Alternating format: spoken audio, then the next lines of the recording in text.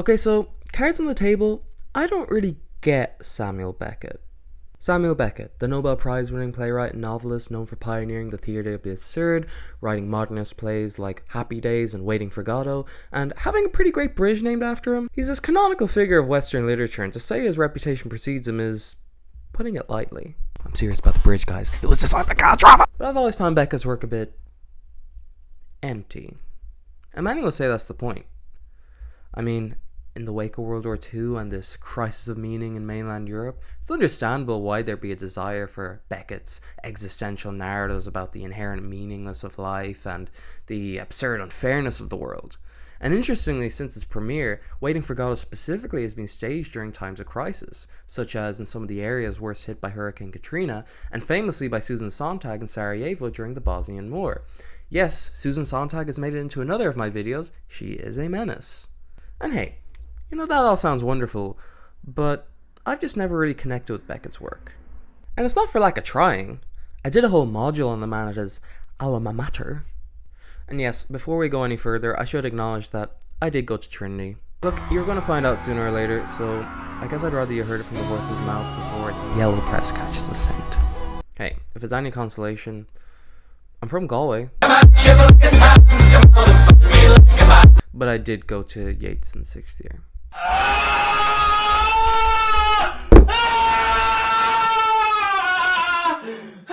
Anyway, while I certainly have my reservations about the College of the Holy and Undivided Trinity of Queen Elizabeth near Dublin, I can never deny that I had a great experience there academically. My Beckett module was no exception. The way it worked is that we'd alternate each week between Beckett texts and more modern texts that our professor felt were relevant to Beckett in some way. This introduced me to works like Anna Burns's Milkman and Claire Louise Bennett's Pond, which I loved. But Beckett was always elusive. As we made our way through works like That Time, What, and Not I felt like I was waiting for something to hit me. I liked Waiting for Godot and Krapp's Last Tape, but I couldn't help but feel like I was supposed to like these plays more than I really did. Then we got to Beckett's one and only Film, which is called Film. Because of course it is. Now, Film isn't the most celebrated of Beckett's works. Critical reception was mixed, and Beckett himself called it an interesting failure. It's a 20-minute long silent film which Buster Keaton tries to hide his face from the camera, so, you know, alluring stuff. And Film itself tends to be overshadowed by the story of his production, wherein Buster Keaton, the fallen icon of commercial cinema, had to work for the avant-garde superstar Samuel Beckett on one sweltering day in New York during Beckett's only ever visit to the United States. But I'm not going to get into all that. If you want to know more, I recommend reading the account of Film's production written by its director Alan Schneider, or maybe even this play about the meeting between Schneider, Beckett, and Keaton called The Stone Face, written by a Canadian playwright named Sherry MacDonald. Actually, saying all that, I should clarify some things. First, Film wasn't directed by Beckett, it was directed by Alan Schneider. Beckett didn't direct his work in general, but he was very hands-on with their productions. Although he'd never directed a film before, Alan Schneider was a major theatre director and had directed many of Beckett's works before, including the US premiere of Waiting for Godot. And according to Schneider, from original concept to final cut, it was the special vision and tone set by Sam, which all of us were dedicated to putting on film. So when Film is a tribute to Beckett, this is why. And this special vision and tone was set out by Beckett in a bizarre document which is just only Samuel Beckett. Which leads me to my second thing. I know I've said I don't really connect with Beckett's work, but the man haunts me. And I'm not alone. As indicated by MacDonald's play and the sheer abundance of critical and biographical writing on the man, Beckett is this magnetic figure. And getting into why is a whole nother video, which I just don't have the time to get into right now. Alright, you get like 60 seconds of my incredulity towards Beckett. You ready? 3, 2, 1... How did he get away with directing a script so much? Look how many stage directions there are in Happy Days. Why was he and now his estate so dogmatic about how his plays are staged? So many of his works are about deconstructing identities, and yet they still won't allow women and non-binary people to be cast in Waiting for Godot? Why doesn't he speak in his 1969 interview with Swedish television in Tunisia? Was he that committed to cultivating an aloof and mysterious image? It looks like a boo-hoo ad. Did you know Beckett had affairs with Peggy Guggenheim, James Joyce's daughter Lucia, and his own first cousin Peggy Sinclair? Did you know that he was a courier for the French Resistance during World War II and was awarded the Croix de Guerre and the Medal de Resistance, even though later in life he downplayed his participation as Boy Scout stuff? Do you know put this hat on Beckett's bust outside the Usher Library? Because I sure as hell don't, but I wish it wasn't taken off. Why is 4 minutes of him walking around Berlin so captivating? Where does Beckett fit into Irish writing? I mean, he was born and grew up in Ireland, but came from a Protestant background and spent most of his life in France, creating worlds intentionally disconnected from stable concepts like nationalism and linear time, but also elected as first C of the Ace Donna in 1984. So, like, what does it mean to be considered an Irish writer? Would he be happy we named our best bridge after him? Alright, let's get back to the story I was telling. So I was in this class, and as we worked our way through Beckett's greatest hits, I wasn't really feeling it. Then we got to film. And I loved it. I loved it. And this was not an opinion widely shared by my classmates.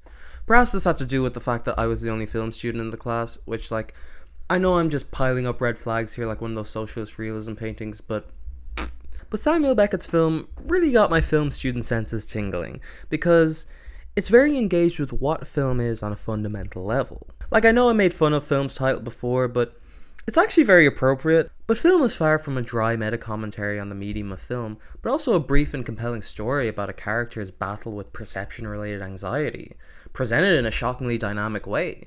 So before we get into film, the greatest Irish film, according to Gilles Deleuze, was just like, I don't know how to unpack this. I mean, it's the title of an essay that Gilles Deleuze wrote, which is trash and doesn't refer to his title once, and just like, why not call it something like To Be Is To Be Perceived, Gilles? Why would you call it that? Okay, enough of that. Let's get into film and why it resonates with me. Spoiler alert, it has to do with something Beckett called an agony of perceivedness. Let's get into it. Get me out of here!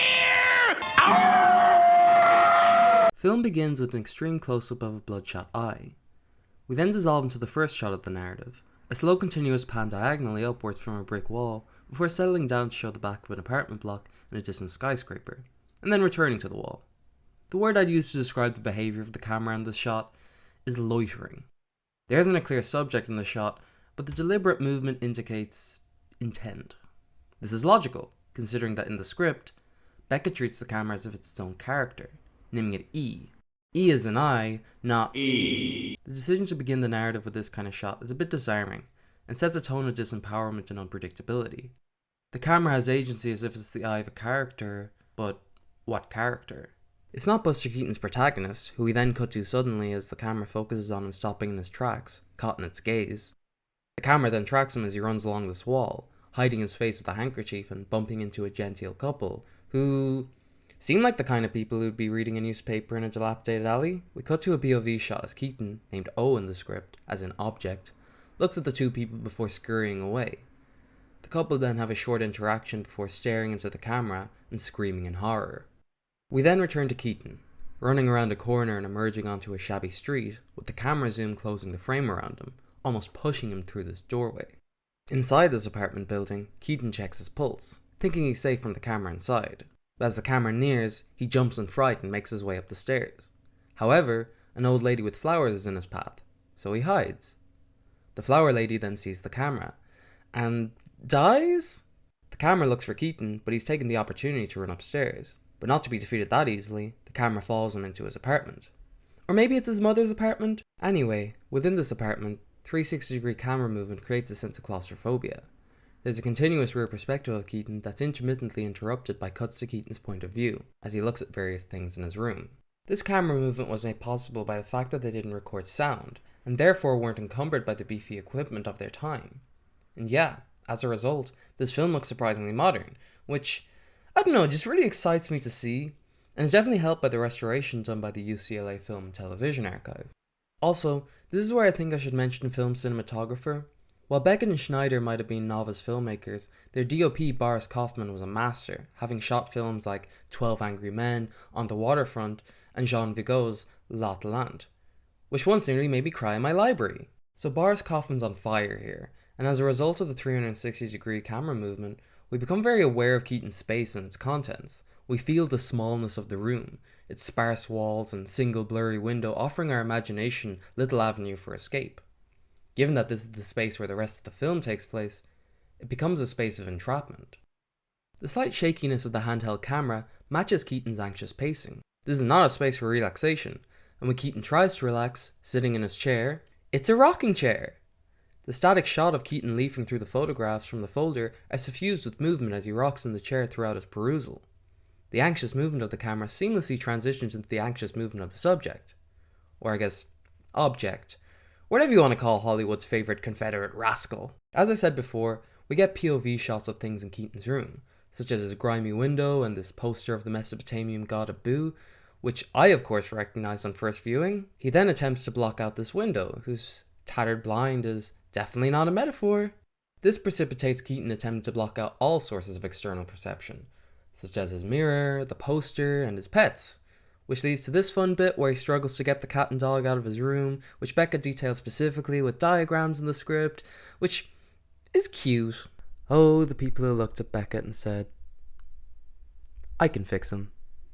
Including his cousin. But the more Keaton removes sources of sight from his room, the more he begins to see, such as the figurative eyes of inanimate objects, including his rocking chair and his folder, along with the actual eyes of his animals, such as his parrot and fish. Cutting from medium shots to extreme close-ups creates the sense that these eyes are forcing their way into the consciousness of Keaton's protagonist. Film may be silent, but the close-ups and extreme close-ups utilized by the filmmakers create a visual noise. The extreme close-ups are particularly loud.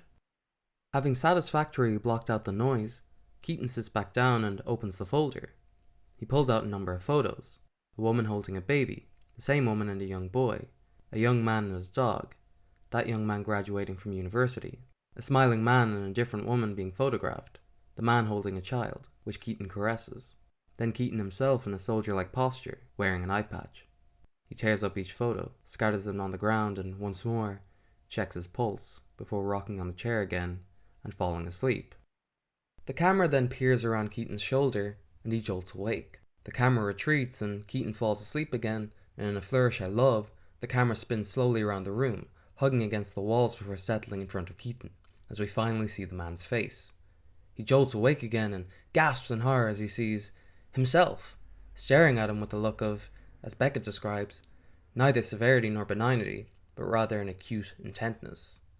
He covers his eyes and opens them again, but still sees his double. Keaton covers his eyes once more, and his rocking chair comes to a stop, and we cut to black before getting one more close-up of Keaton's reptilian eye as the credits roll. In the script, Beckett describes this final expression of Keaton's as corresponding to an agony of perceivedness. An agony of perceivedness.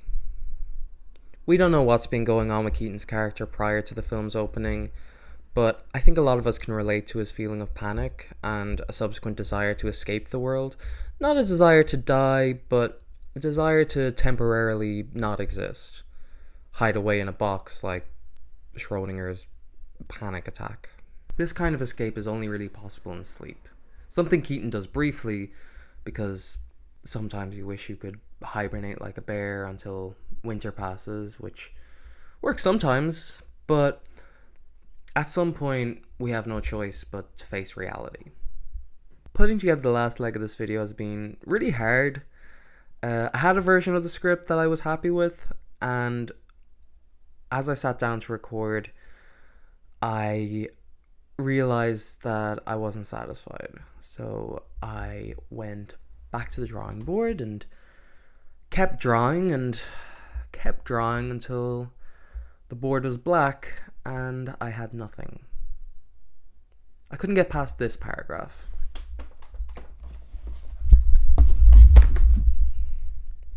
And the reality in film is that the camera is not an objective observer. What it shows other people to be, the old-timey couple, the flower woman, is not a fact, but a projection of Keaton's anxiety about how they perceive him, as indicated by the exaggerated staging. I certainly agree with William F. Van Werth's assertion that Beckett's approach is influenced by German Expressionism. Quote, an aesthetic approach in which the internal is exteriorized and the exterior is suppressed or made a mental projection of the interior. Sorry about all the noise. Beyond this paragraph, I attempted to discuss the nature of perception and the limits of the camera as a tool to represent objective reality. I even had this clever bit where I twisted the camera around to show you my room as like a way of showing the constructedness of, my recording space. And the conclusion I had was that the artifice of film is part of what makes it great, and the mysteries of life are also part of what makes life great. And, I like that. Apologies, I am trying to find the rest of my script here because I don't always remember everything off by heart, if I ever do. But, and I like the sound of all that, but I just couldn't commit to it. And that hurt. Suddenly your day's behind schedule and you need an answer to whatever question it was that you asked, and I don't have one. I don't have time. Suddenly everything you see becomes a reflection of your inadequacy and how you're a hack and a fraud and not a real YouTuber, which I know none of that's true or really even matters. I only need to look up the word mukbang to realize that I can cut myself a little bit of slack. The agony of perceivedness. Perhaps it relates to expectations. Maybe you can hide from the world and its expectations of you, but can you hide from your own? I guess we'll see. What's that famous Beckett quote? Ever tried? Ever failed? Try again. Fail again. Fail better. Or there's that other one. You must go on. I can't go on. I'll go on. Oh God. Have I become Samuel Beckett? Alright, and we are done editing another video. I know my setup looks a little different right now. That's because my stuff is packed away because tomorrow I am flying to Oslo, Norway, visiting family, but maybe we'll try to make a video. All my fans of the worst person in the world over there, keep an ear out. But yeah, Samuel Beckett, geez, that video got a little heavy, has to be said, but that comes with the territory. And I love film. I will say it didn't really open the door for me in Beckett, but I do think that it was funny coming back to this and engaging with Beckett again outside of the academic context. Even though what we're talking maybe 9 months ago was when I was studying Beckett, but being outside of college is oh, this is actually kind of okay. I can kind of see a bit of the fun here, maybe I could get into him. I don't know. It certainly was maybe I will come back to him. A bit like how people with Shakespeare, get into him way after studying him in school. I think Beckett is just maybe one of those guys, but maybe, maybe I won't like him, and that's okay. There's literally millions of other great writers, so yeah, I'll be fine. But yeah, thanks for watching. Like and subscribe, and have a good one. I'll see you next time. Bye bye.